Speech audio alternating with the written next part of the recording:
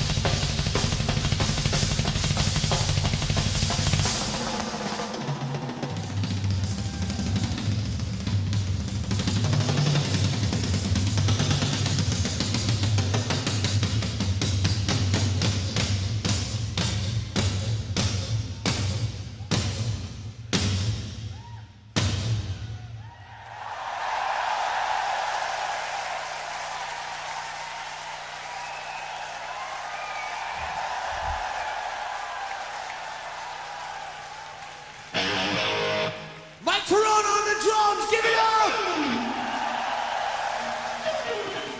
Oh yeah. Kiki Deska! Alright. Well, we have a brand new record out called The Seventh Sign. I'm sure a lot of you have heard it. I'm sure a lot of you are going to go buy it tomorrow. Alright. You have to, right. Here you go. Okay. We're gonna tell a chat for you right now. The Seventh Sign!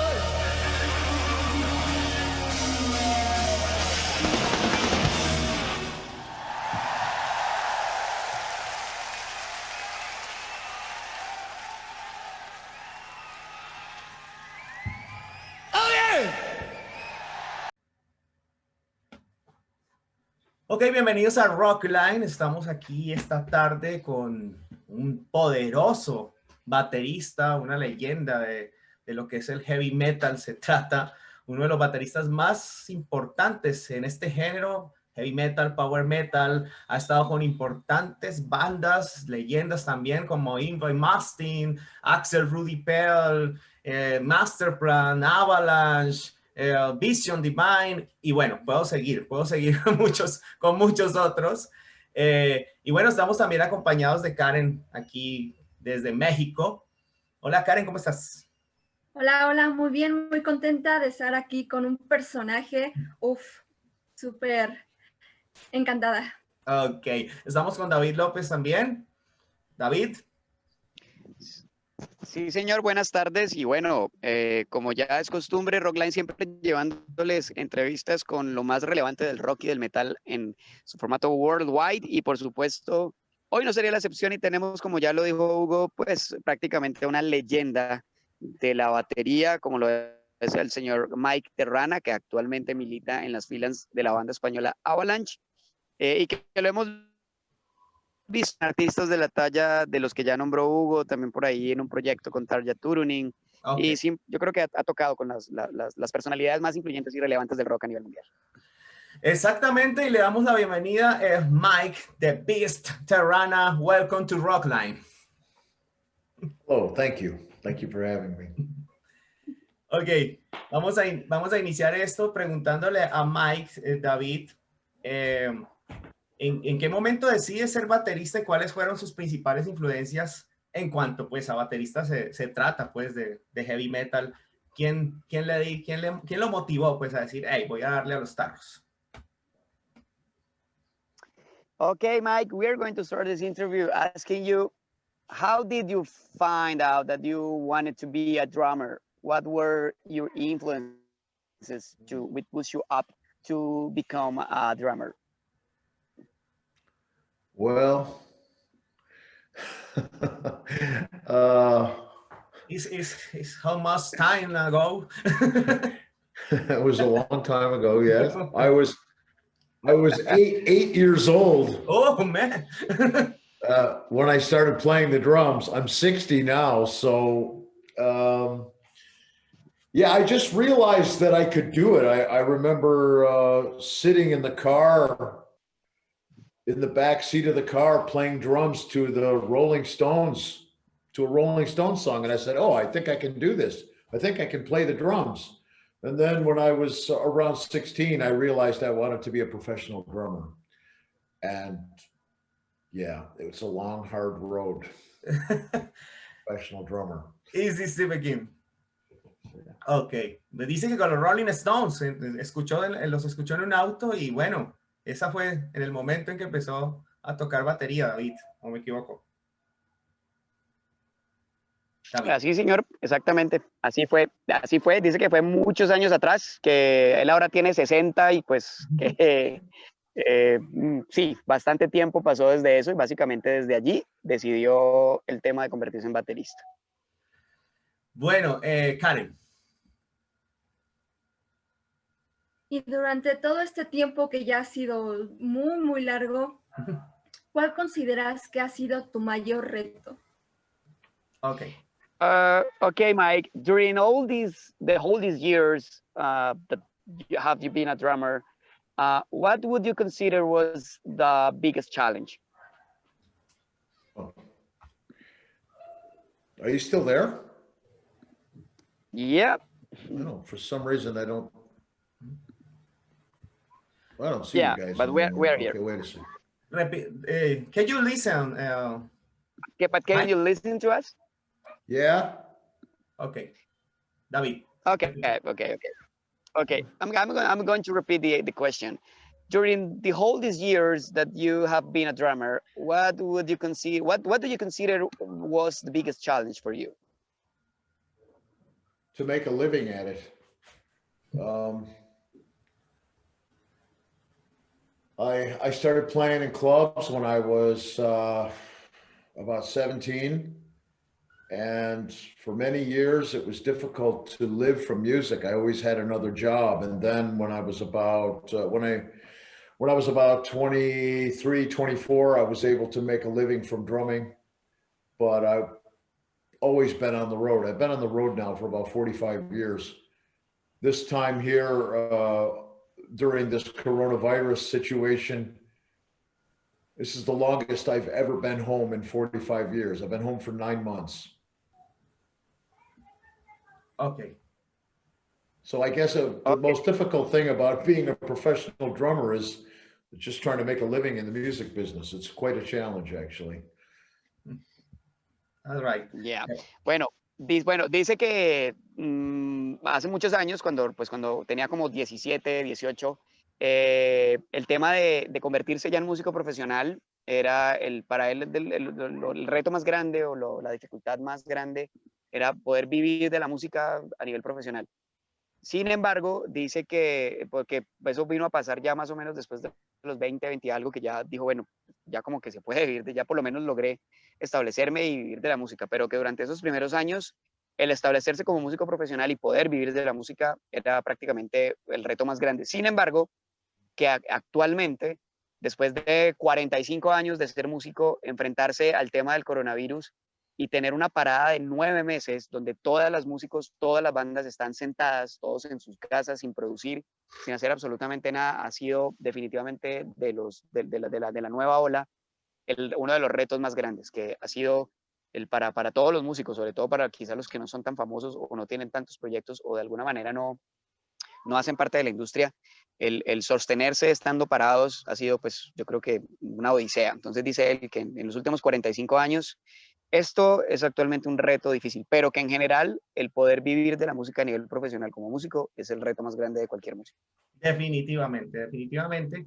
Y bueno, les recordamos a los Rockliners que estamos aquí con Mike Terrana y vamos a escuchar una de esas bandas donde él anda actualmente, que es una banda española, que nos llama bastante la atención que haya estado ahí. David siempre nos llama, estuvimos entrevistando al señor La Rionda y Alberto Rionda, y él nos habló genial pues de tener a Mike en esta banda. Así que vamos a escuchar algo de Avalanch y regresamos aquí con Mike.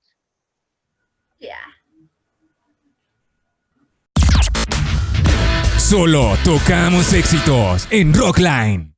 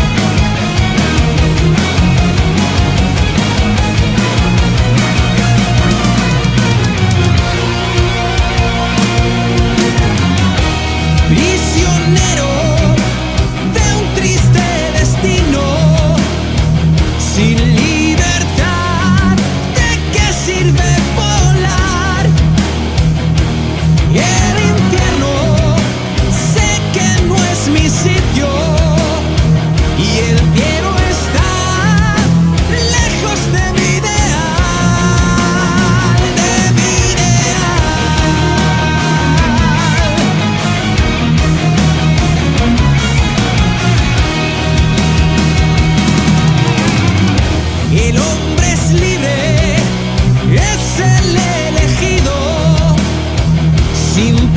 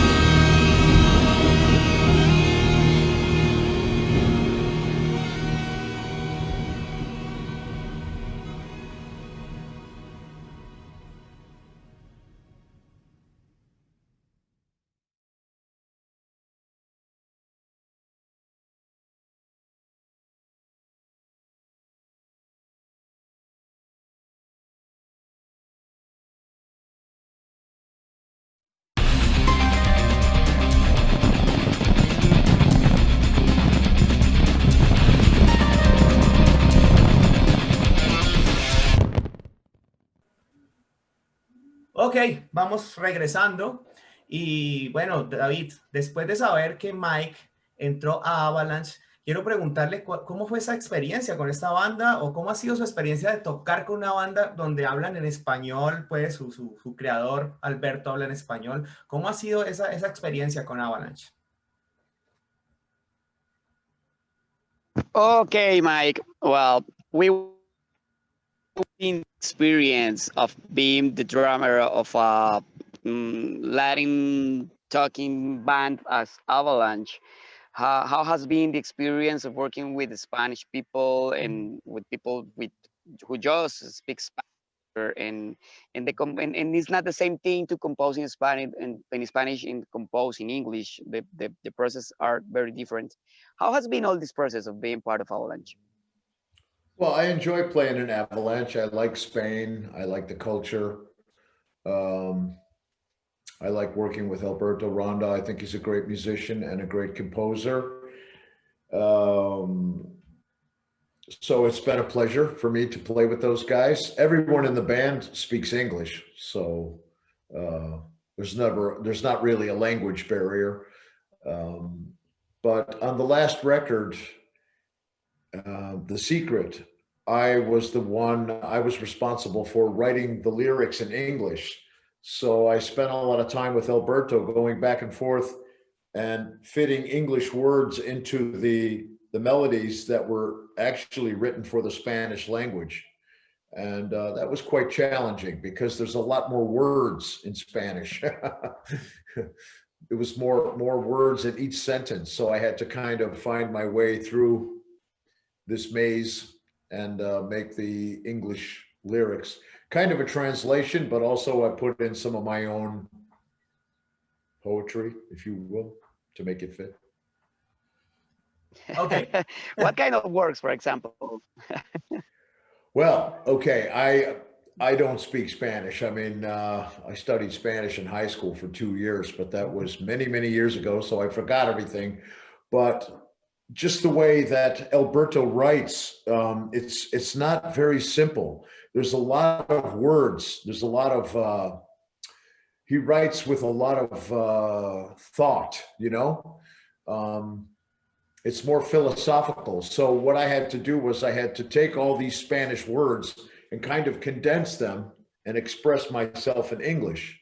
I think it came out pretty good, actually, but I think if you're a Spanish speaker and you speak English, maybe you prefer the Spanish. But then again, some people like to hear rock and roll with English lyrics. So it goes both ways, but I don't really know how the Spanish fans felt about it. Okay. Ok. Bueno, dice que trabajar con Avalanche ha sido, pues lo ha disfrutado muchísimo, que Alberto es un excelente músico y un excelente compositor y que le gusta muchísimo la cultura española, le gusta mucho todo el tema de la cultura y el tema pues de las tradiciones y todo lo que tiene que ver con el ámbito español. Y que afortunadamente en la banda todos hablan inglés, por lo que comunicarse es supremamente fácil y que para el último álbum llamado The Secret, él fue el encargado de escribir todas las letras en inglés, pero que como Alberto tiene una manera muy particular de componer en español, se le dificultó y fue un reto grande o algo desafiante el poder componer, traspasar lo que Alberto había compuesto en español e inglés, sobre todo por el uso de algunas palabras o el manejo de algunas frases que en inglés quizá no existen y que por ende él tenía que acomodarlas como a lo que en inglés él podía entender. Entonces que fue hasta divertido pues el hecho de buscarle reemplazo, al menos en su manera, a estas palabras y a estas frases. Le preguntaba yo que, por ejemplo, qué frases o palabras, y decía que Alberto compone de una manera muy particular, sobre todo muy poética o filosófica, y que el pasar ese contenido de español a inglés fue desafiante para él.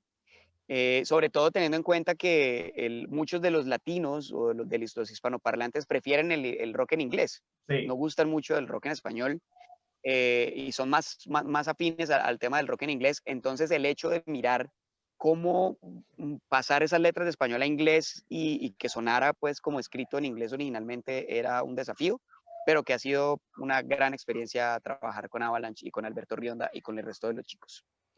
Ok, Karen. Pero a mí me gustaría saber cómo ha sido este paso, por ejemplo, hace unos años, cómo es que grababa las baterías y ahora en día, cómo lo hace, cómo ha visto ese paso de la tecnología. ¿Le ha ayudado o ha sido difícil para él o me gustaría saber su opinión? La diferencia entre lo que hacía hace muchos años atrás y lo que está haciendo ahora en cuanto a la tecnología, cómo influye en las grabaciones de un baterista, me imagino, David. Sí, sí, sí. Okay. Okay, Mike. You have many years of experience and you had the opportunity of record in the old style, and right now you are recording with all the new technology in the studios, in the recording studios, and all Yeah. these plugins and those things that many musicians are using right now. How was and how is your experience? Do you feel comfortable with the new technologies? How are the difference, or what are the difference between the old styles and the new styles? Talking about you that are a drummer. Yeah. Well, it's a lot easier now to record with digital. If you know anything about recording drums, it's very difficult to punch in, to drop in with drums. Normally, in the old days, back in the 70s and 80s, and before then, you had to play the whole track completely perfectly. Okay, and now you can play 1/3 of the song, stop, drop in, fix little parts. I mean, I do it here. I'm recording here in my studio the same way. So I actually think that musicians, when they were recording on tape, I think they had to be better because they really captured the live performance. There's not so much live recording anymore. What you're hearing today is a lot of people playing their parts alone and dropping in, fixing things. A lot of things are fixed in the computer. We have sound replacement and samplers, and you have a tool inside of a lot of recording programs known as quantizing. You can take something that's not played in time and you can make it perfect. So there's a lot of technology or tricks, if you will, to make someone sound a lot better than they actually are. But I prefer to try to play in real time. But also, I think to use the technology, if you're a good player, you can use the technology to make good music. I think the difference is you can record at home. We could never do this. I mean, I'm talking to you guys now on a computer, you know, live over the internet. You couldn't do that 20, 30 years ago, you know? So I like it. I like the new technology, but it's definitely changed the way we make music and the way people listen to music. And of course, not so many people today buy music. It's kind of become, it's kind of lost its value because it's everywhere. You can access it for free. So sorry, I said a lot there. It's hard for you to translate that. Good luck. Okay. David. Ok. Bueno, dice que obviamente es mucho más fácil ahora. La tecnología hace mucho más fácil los procesos de grabación porque anteriormente para el tema de grabar una batería, del meterse pues en un estudio a grabar una batería, implicaba que tenías que hacer la grabación en una sola toma. O sea, es decir, lo hacías bien o lo hacías bien. Ahora tú puedes grabar una parte y paras si hay algún error y vuelves y comienzas y arreglan cosas. Hay un ingeniero allí con algunas herramientas y artefactos en un computador arreglando cosas, por lo que se hace mucho más fácil poder grabar, que incluso ahorita ya puedes grabar desde tu casa. Él graba baterías en este momento desde su casa, que disfruta mucho de la tecnología al simplificar muchas cosas, pero que todo esto si eres un buen baterista o un buen músico. Si eres un buen músico, puedes usar todas estas herramientas y sonar muy bien, pero que el problema básicamente se traslada a que ya casi no se hacen cosas en vivo. Entonces, en los en vivos es donde te das cuenta de verdad cuán bueno es el músico. Claro. Pues él dice que todas estas herramientas son útiles y hacen mucho más fácil el proceso de grabación, pero que se pierde como ese proceso humano de hacer música, que ya no todo lo hace una máquina o hay muchos plugins y muchos herramientas y ciertos aplicativos en los computadores que le facilitan y que le permiten sonar mucho mejor, pero que para él todo lo que tenga que ver con los procesos en vivo, como se hacía en los 70, es bastante interesante. Sin embargo, disfruta el tema de la tecnología, practicidad y porque obviamente por los tiempos que vivimos permite que algunos músicos puedan seguir trabajando y sacando cosas de buena calidad. Es verdad. Bueno, vamos a precisamente a escuchar digamos que lo más reciente que ha hecho Mike, y es con la banda Vision Divine. Lo vamos a ver a él solo en la batería tocando esa tremenda canción que se llama Angel of Revenge, y regresamos aquí en Rockline con la leyenda Mike Terrana.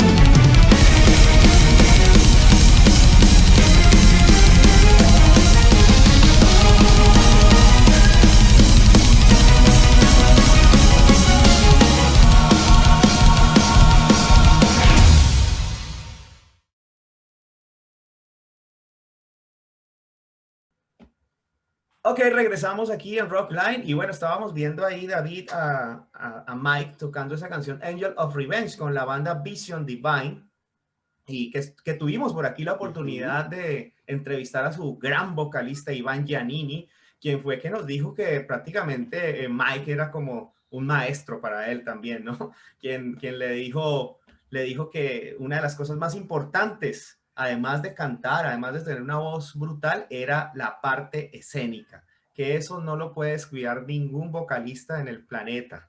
Así que bueno, vamos a preguntarle a Mike, David, ahora que ya es parte también de esta banda italiana Vision Divine, si cree que este álbum que me encanta y que tú también lo has escuchado, David, cree que este álbum es de lo mejor que ha hecho y si siente que en esta banda sí se va a quedar unos cuantos años.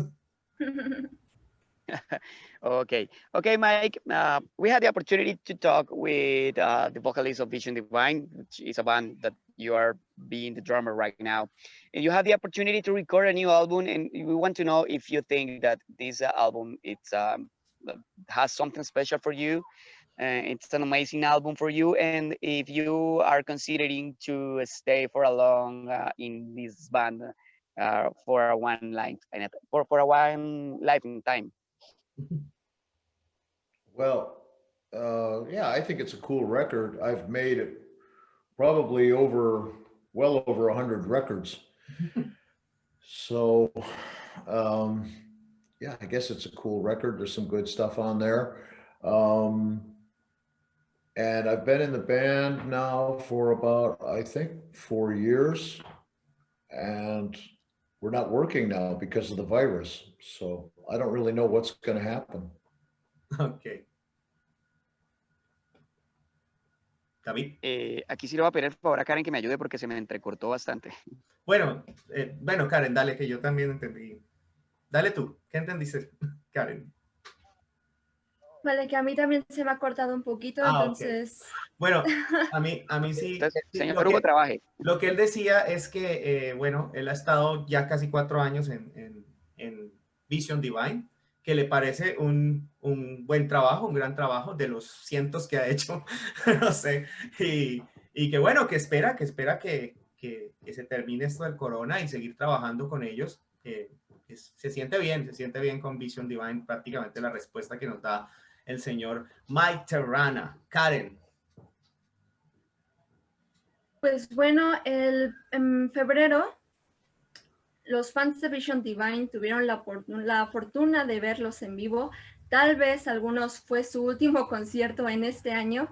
Entonces, ¿cómo fue esa experiencia aquí en México en el pasado me parece que fue el 20 de febrero, su concierto aquí en México? Entonces, ¿cómo vivió esa experiencia? Complementemos esa pregunta, David, ¿cómo ha sido la experiencia, además del concierto que menciona Karen, en Latinoamérica? ¿Cómo se ha sentido tocando por acá? Porque por aquí también estuvo en Colombia. Okay, Mike. We had the opportunity to saw a concert in Mexico last February, and we think that was the last concert that people can have in Mexico and Latin America, at least in that part of America. But in general, how has been the experience of performing in Latin America? Because you had the opportunity to be here in Cali with Avalanch like 3 years ago.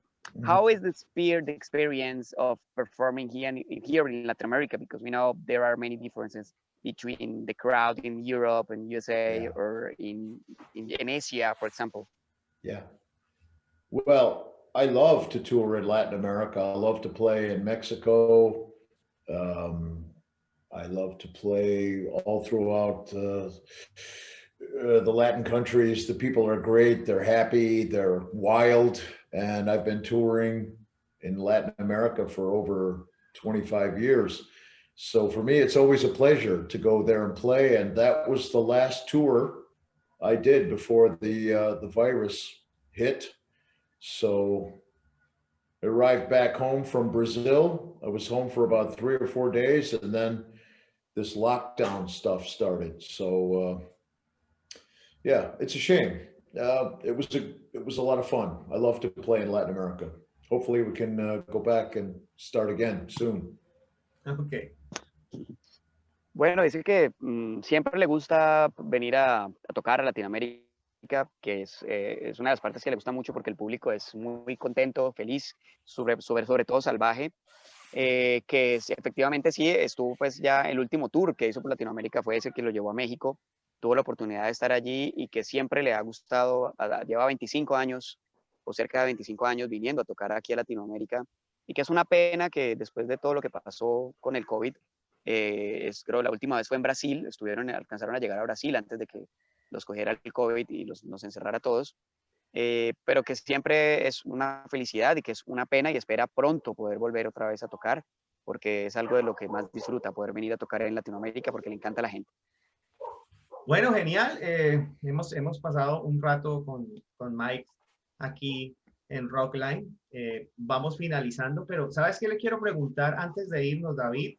Eh, Él se caracteriza por su buen humor, ¿no? Y es un artista que tiene, pues ya sabemos, es un talentoso y ha pasado por muchas bandas, pero ese manejo de escenario y esa parte casi actoral que le vimos con Tarja en su gira The Beast and the Beat, creo que se llamaba, eh, The Beauty and the Beat, que se llama. Y esa parte actoral donde interpretó a Mozart y todo esto, le llama la atención, o sea, hace parte de su performance y qué se siente, pues, marcar esa diferencia, ¿no? ¿Y qué le recomienda también a los bateristas que están comenzando en cuanto a eso, en cuanto a ese manejo del escenario con un poco más de otros elementos?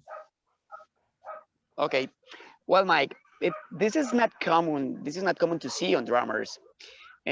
Most of them are like, I don't know, like so, I don't know. They are very relaxed, but they are not part of the show. Many of them are very quiet and don't have a special show or a special performance, even more than a solo. But instead of them, you have this theater part and you have a good sense and you are making jokes and you are part of the show. And we could saw this in the Beauty and the Beast tour with Tarja Turunen, and when you were performing Mozart and do all these the funniest stuffs in the stage. How much important this is for you, and what are your advice for the drummers? Because most of them are not like you. They don't have any show or any theater on the stage, and they are more quiet and like I don't know how to say it in Spanish, but we saw that you are like that. You are so amazing on the stage. You are so funny. You are part of the show, and you make the show yourself. Yeah. Well, thank you. You know, I like to have fun. That's why I started playing the drums. I didn't start off trying to make a living being a drummer. That came later, but it's so much fun that I don't want to stop, and I really enjoy it. That's why I'm always touring. I love to play live for people. And when you go on stage and you play in front of an audience, the most important thing is to entertain people. People work all week, they have problems, they pay their money, they come to the show, and for 90 minutes, they want to forget about their problems. They want to, you know, have a good time. Maybe they want to have a laugh. They want to feel something emotional from the music. And that's my job. I've always wanted to be an entertainer. A lot of drummers, they like to stay behind the drums. They like to stay in the dark without the lights. And I never liked that. I like to be in the front, and I like to sing. I like to make jokes with the people.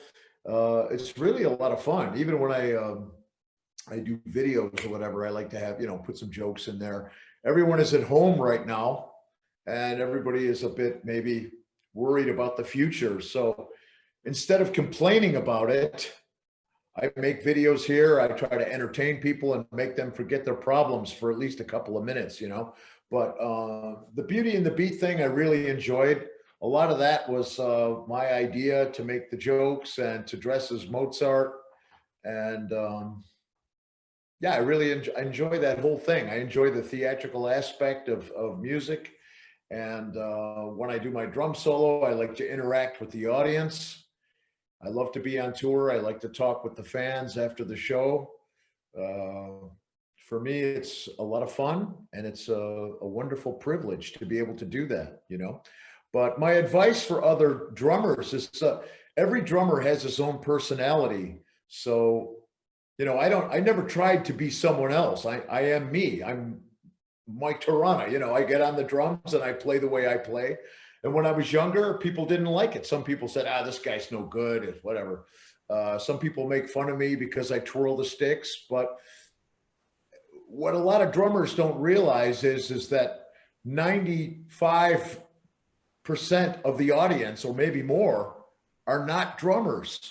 They don't understand what you're doing. So if you twirl the sticks, they look at this guy. It's like a circus act, you know. You have to entertain people. You have to do something to engage them, you know. So a lot of guys just play drums and they think, okay, I'm good, that's enough. But it really isn't enough. You have to have some kind of charisma, and you have to have some kind of connection with the crowd. And you'll find that the most successful drummers in the world are able to do that in their own way. You know, Phil Collins does his thing. Nico McBrain does his thing. Every drummer has his own style, and eventually becomes famous for that. So I'm happy that you like my style, and I guess over the years I've developed a trademark, and that's all I can say. I'm happy about that. Thank you. Ok, bueno, dice que la gente cuando va a un show va a entretenerse. Mucha gente trabaja toda la semana, tienen problemas en la casa, están cansados, y cuando van a un espectáculo lo que buscan es entretenimiento, y que él decide volverse parte de ese show y entretener a la gente, hacer divertido el show, hacer parte del show, y que lo hace desde que estaba muy joven. Que el 95% de la gente que va a un show, que tal vez más, no saben de batería, no conocen nada de la batería. Y sí, dicen, sí, el baterista es bueno, pero esperan entretenimiento, y que el baterista debe también ser parte del show y no estar, la gran mayoría prefieren estar por allá en la sombra, atrás del escenario. Él dice, no, a mí me gusta estar adelante, a mí me gusta hacer bromas, me gusta montar espectáculo, me gusta cantar, me gusta interactuar con la gente después del show. Y es algo que disfruto, y fue una manera de crear su propio sello.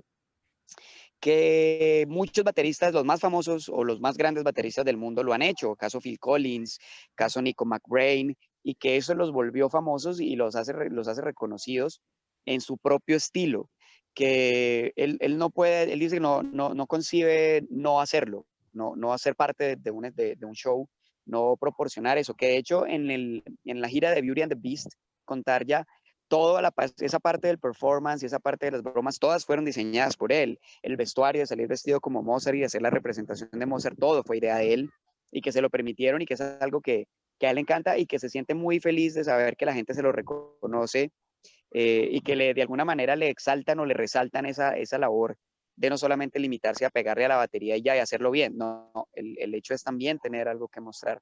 Que su consejo para los bateristas es hacer parte del show. Obviamente cada uno tiene su personalidad, pero que dentro de su personalidad se vuelva parte del espectáculo, que tienen que volverse parte del espectáculo, porque de esa manera alcanzan un mejor reconocimiento más allá de ser un buen baterista.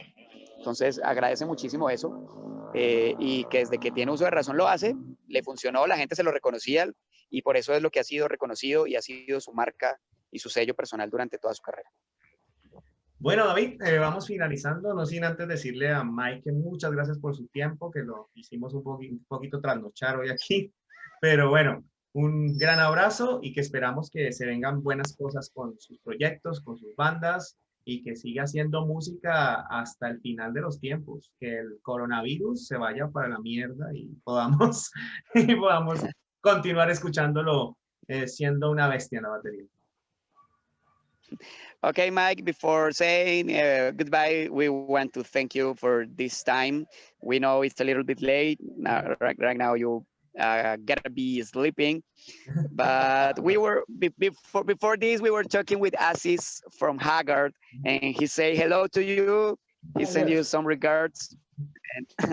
And we want to thank you, and we want to wish you the best with all those projects. We know that you have many projects. You are the chosen drummer for many bands, and we have to have Terrana for many long time. And we expect life since coronavirus to help very soon. And we hope to see you soon in Colombia and to have you perform again with Avalanch or with any other band, because we know that you made part of very, very big bands around the world. And Mexico. It was an amazing, and Mexico too, of course, all Latin America. And we wish you the best, and thank you so much for being here with us on our show and for allowing us to know a little bit more about you and all your projects. Thank you so much. Thank you for having me. Thanks to all the fans in Colombia and Mexico and the rest of Latin America. Best wishes. Okay, all the best for you. See you in the future, Mike. Okay. Thank Ciao. you, Mike. You're welcome. De nada. Stay safe. Ciao. Stay metal. Somos tu conexión con el rock.